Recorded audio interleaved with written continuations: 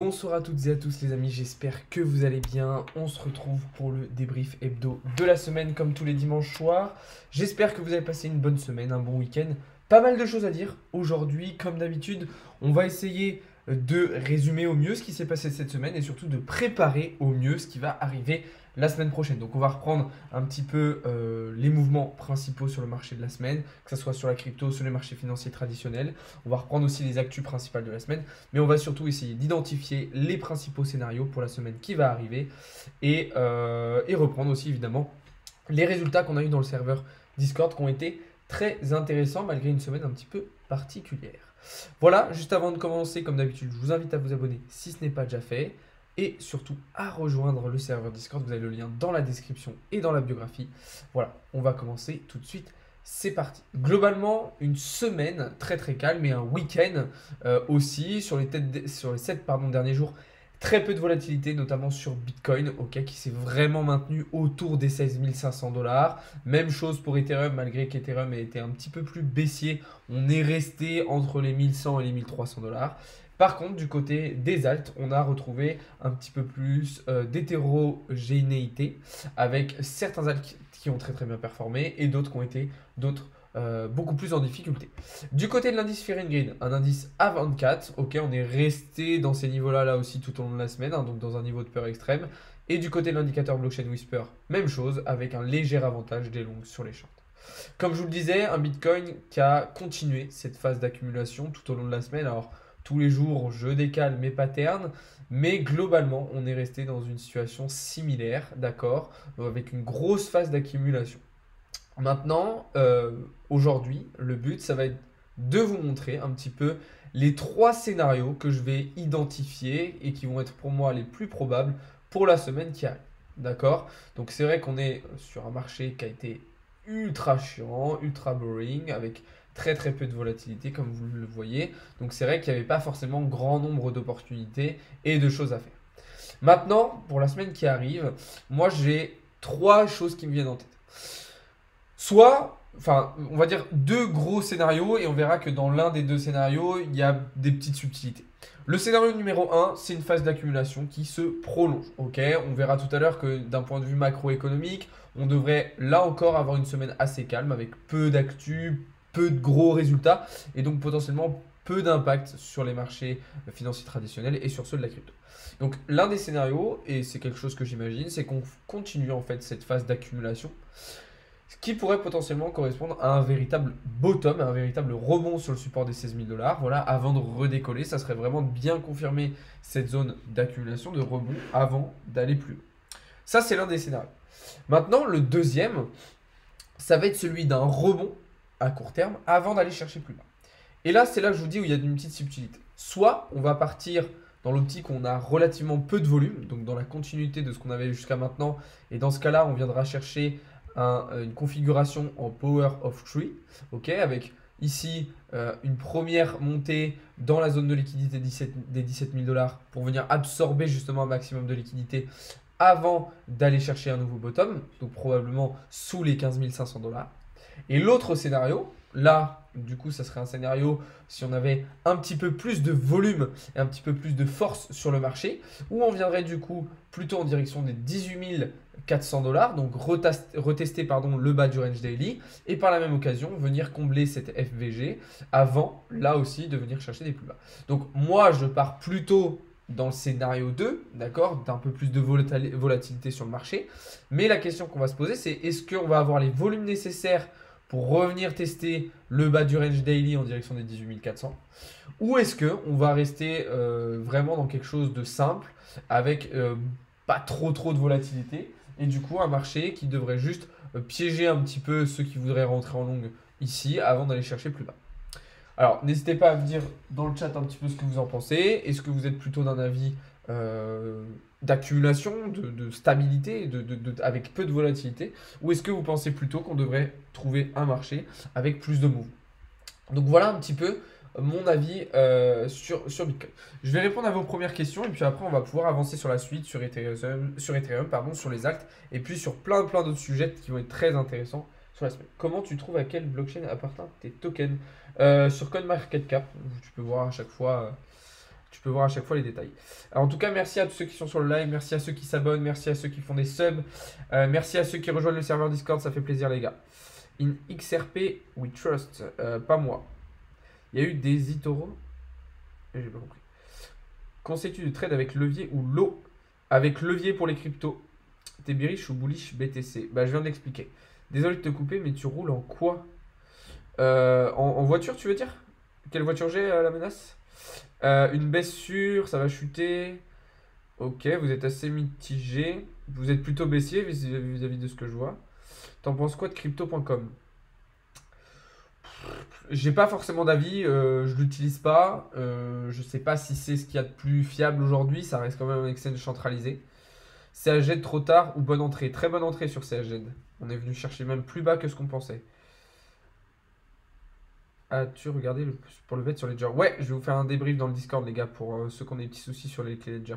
Ethereum en dessous des 1000 $. Oui, je pense aussi, Don Nico. CRO et CHZ, il faut foncer la Coupe du Monde. CHZ, ouais, très intéressant. J'ai un groupe privé. J'ai un groupe public même. Et il y a aussi un groupe privé. Pour ceux qui veulent, tout se passe sur le Discord. Vous avez le lien dans la bio. Avec le crash récent, est-ce le meilleur moment pour acheter du BTC pour du hold selon toi? Oui. Ou alors en tout cas, voilà, on va peut-être continuer de baisser un petit peu, mais c'est vrai que globalement, on est sur des prix d'achat très intéressants à long terme sur le marché. Je conseille de trade avec levier, pas si vous êtes débutant, pardon. T'achètes comment de la crypto? Sur des plateformes d'échange comme Binance. Ok les gars, on va avancer. On va parler du coup un petit peu d'Ethereum. Globalement, pas énormément de choses à dire sur Ethereum. Je pense qu'on devrait, comme cette semaine, retrouver des similitudes avec ce qui s'est passé sur Bitcoin. Alors moi j'avais imaginé, pourquoi pas, ici un petit piège avec un fake out, donc une fausse cassure de la résistance pour piéger un certain nombre de personnes avant d'aller chercher le gros de la liquidité en direction des 1000 $. Maintenant, on voit qu'on a pas mal de zones de liquidité importantes vers le haut, mais je vois assez mal Ethereum être capable pour le moment d'aller chercher justement ces zones-là. Donc moi je reste baissier et étant donné qu'on a quand même cassé le nuage ainsi que cette trendline daily, je vois plutôt Ethereum passer sous les 1000 $, voire même très très bas sous les 1000 $. Là où par contre ça va être intéressant, c'est effectivement sur les altcoins. On va retrouver pas mal de configurations très intéressantes. J'ai notamment, et je vous ai notamment parlé du CAZ qui pour moi va être très intéressant à surveiller. CAZ qui est en train actuellement de retracer cette impulsion haussière. Alors moi je pensais qu'on allait rebondir ici, d'accord, sur le support intermédiaire des 22 centimes. Visiblement on semble se diriger plutôt vers les 19 centimes avec ici une belle zone de liquidité qui sera pour moi un prix d'entrée, un point d'entrée très intéressant pour ensuite aller chercher les plus hauts en direction des 30 centimes. Pour moi, CAZ va vraiment être l'un des tokens les plus importants à surveiller, notamment avec l'arrivée de la Coupe du Monde qui pourrait le propulser. Sur Algorand, même chose, ok, un retracement qui finalement se fait bien plus bas que prévu, donc beaucoup de positions sur lesquelles on n'est finalement pas rentré, beaucoup de trades que je vous avais partagés sur lesquels finalement on n'est pas rentré, puisque les retracements sont plus importants que prévu. Donc là encore un Algorand qui semble plutôt bien réagir sur le niveau 0,786 de Fibonacci pour potentiellement revenir chercher plus haut. On voit des belles zones de liquidité à venir chercher en direction des 30 centimes. Bien.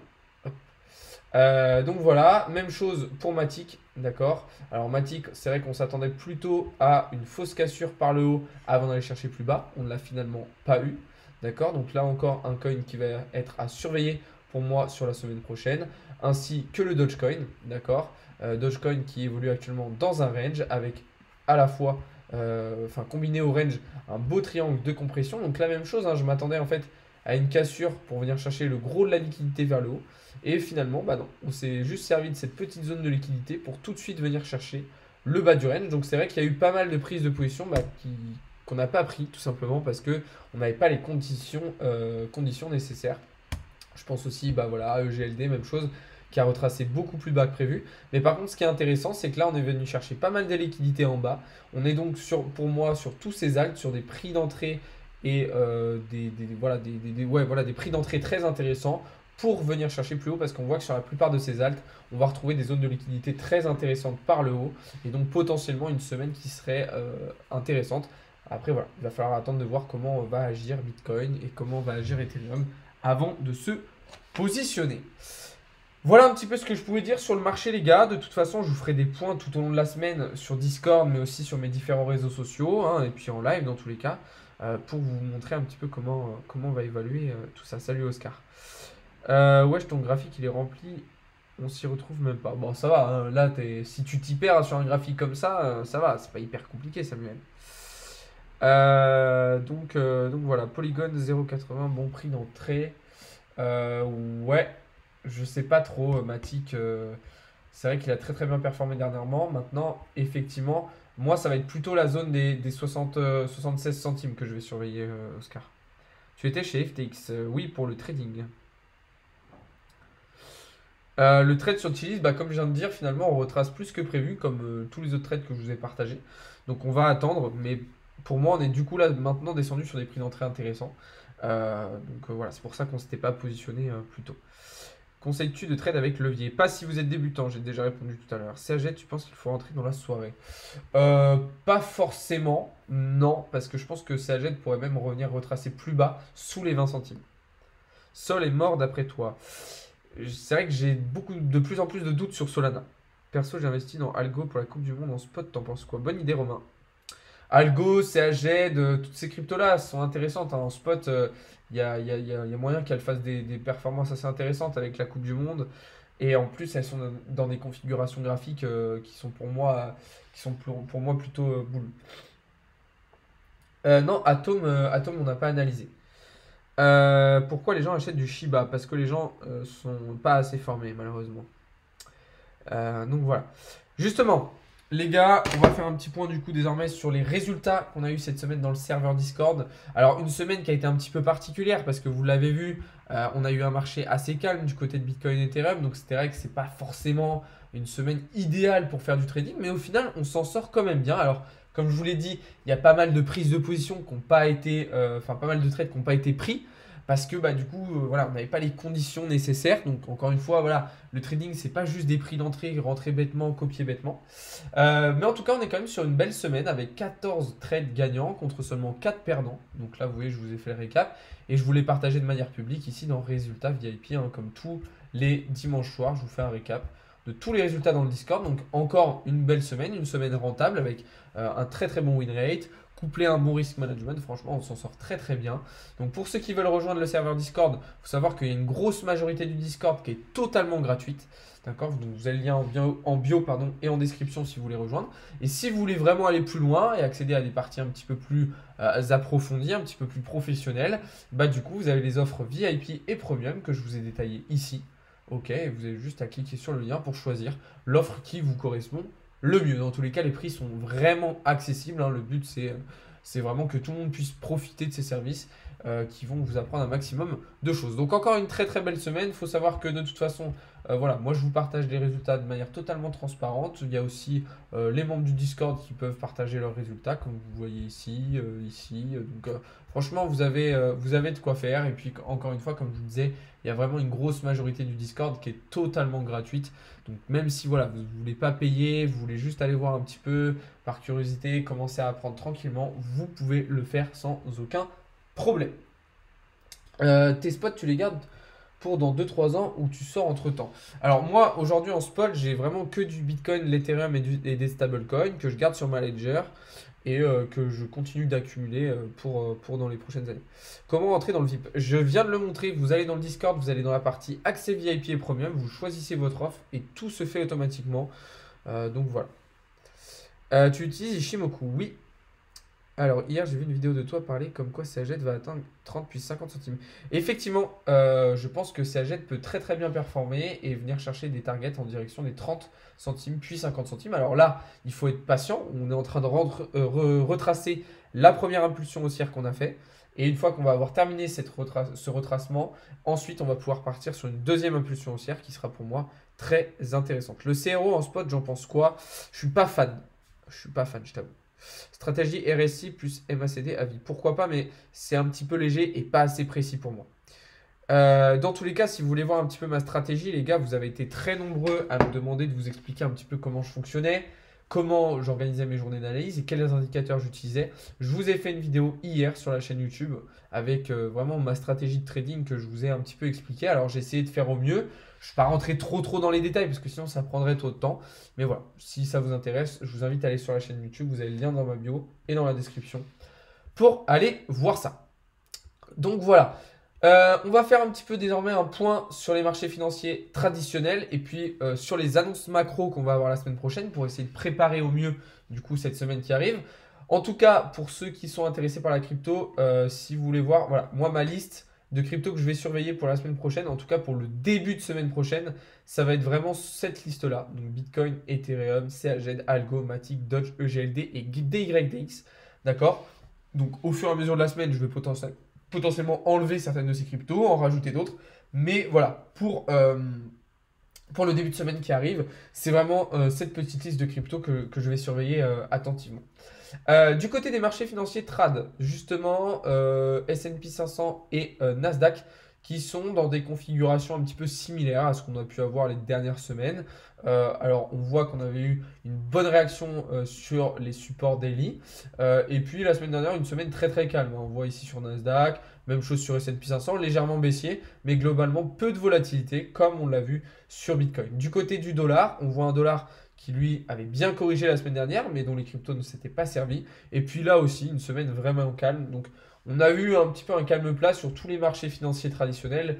Vraiment, il n'y a pas eu trop de mouvements. Du côté des devises, on peut noter les belles performances de l'euro face au dollar. Hein, l'euro, du coup, qui repasse au-dessus des 1 dollar. Donc ça, c'est plutôt une bonne nouvelle pour l'euro.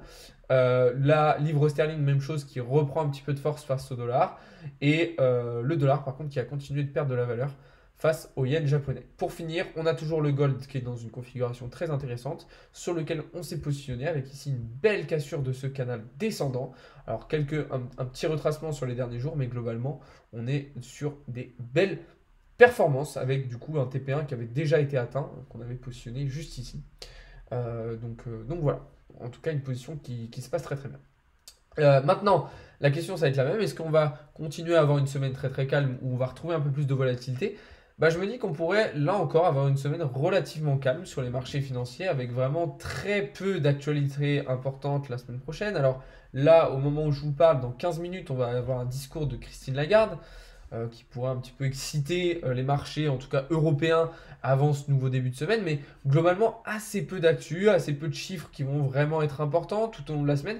Et donc potentiellement des marchés financiers qui pourraient de nouveau rester sur des niveaux assez calmes, en fait continuer de latéraliser tout simplement. Donc on pourrait avoir une semaine similaire. C'est justement le genre de semaine où il faut en profiter pour se former, apprendre un maximum de choses, continuer à accumuler si vous voulez continuer à accumuler et vous construire des bagues. Mais faut profiter de cette semaine-là, voilà, pour aller en profondeur dans les marchés, essayer de les étudier vraiment en profondeur pour bien les comprendre. Faut tirer avantage aussi de ces périodes-là qui sont des fois assez intéressantes. Chili's, j'en ai déjà parlé plein de fois de Chili's, super intéressant en ce moment les gars. S'il vous plaît, ne vous cassez pas la tête avec les traders TikTok, apprenez de vous-même. Justement, j'essaie d'apprendre aux gens. Tu expliques bien, merci. Tu peux expliquer les liquidités s'il te plaît? Je les explique dans la vidéo que je vous ai sortie hier sur la chaîne YouTube, pour ceux que ça intéresse. ADA en spot, je sais pas trop, j'ai un peu de mal, je t'avoue, avec Cardano. Donc voilà. Pour moi, je suis plutôt baissier, les gars, sur le marché, mais à mon avis, on devrait avoir une semaine encore calme, en tout cas un début de semaine encore assez calme. Tu assures, bonne explication. Merci beaucoup. Merci les gars, ça fait plaisir. Donc voilà. Je vais, pour terminer ce petit live, on va récapituler un petit peu les actualités les plus importantes de la semaine. Juste avant ça, je précise qu'il y a un concours en ce moment sur Instagram et sur Twitter. Alors, le premier match de la Coupe du Monde a commencé. En gros, c'est un concours spécial Coupe du Monde où chacun met ses petits pronos. Ça peut être sympa. Je vous ferai gagner, pour ceux qui auront les meilleurs pronos, des cryptos, des NFT, des séances de coaching, des accès premium Discord. Donc, si vous voulez aller participer, profitez-en. Le premier match a commencé, mais je me suis dit que j'allais vraiment arrêter les participations ce soir. Ok, donc ça se passe sur Insta et Twitter. Vous avez tous les liens dans la bio. Je vous invite à aller participer. Les news de la semaine. Maintenant, ce qu'il faut retenir, c'est toujours un contexte très particulier avec FTX, ok, un bourbier qui ne semble plus finir. Mais voilà, je ne vais pas forcément en reparler parce que ça commence à me fatiguer un petit peu. Excusez-moi, mon téléphone est tombé. Sinon, les news principales, c'est un chômage en France à 7,3%, une inflation en Europe qui monte à 10,6%, donc ça commence à être très très tendu en zone euro. Cardano, du coup, qui innove enfin et qui devrait lancer son propre stablecoin à partir de 2023, donc ça c'est plutôt intéressant. Et sinon, toujours des actualités qui démontrent une certaine démocratisation et une adoption à grande échelle des cryptos, avec notamment Apple qui va se lancer dans le métavers, PlayStation qui devrait intégrer les NFT au sein de ses jeux vidéo. On a Cristiano Ronaldo qui a lancé un partenariat avec Binance. Donc voilà, globalement, voilà, une démocratisation, une adoption à grande échelle des cryptos qui continue de se développer malgré un marché qui n'est pas hyper rassurant. Voilà, sur ce les amis, bah écoutez, merci beaucoup d'avoir été présent sur ce live, c'était un plaisir d'échanger avec vous comme d'habitude. Pour ceux qui n'ont pas pu voir l'intégralité du live, vous inquiétez pas, je vais vous mettre la rediffusion juste après sur la chaîne YouTube.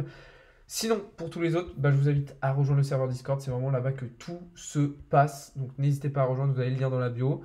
Et puis bah moi je vous souhaite une bonne soirée, bon courage à ceux qui reprennent le taf demain matin, bonne fin de week-end, bon dimanche soir. Et on se dit à demain les amis. Alors, encore merci d'avoir été présent. Et voilà. Salut à tous les amis, c'était Alex de Crypto Learning.